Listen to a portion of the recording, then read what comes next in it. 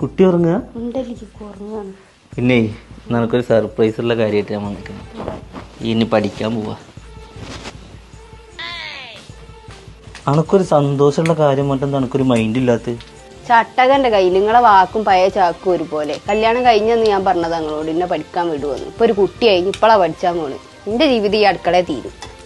എടി അതിനപ്പം എനിക്കുള്ള സാഹചര്യങ്ങളൊക്കെ ഒക്കണ്ടേ? അനക്കറിയണല്ലോ എൻ്റെ അവസ്ഥ. ഓ ഉപ്പങ്ങളെ സാഹചര്യമൊക്കെ ഒത്താവോ? എടി അത് പറയാനാ വന്നത്.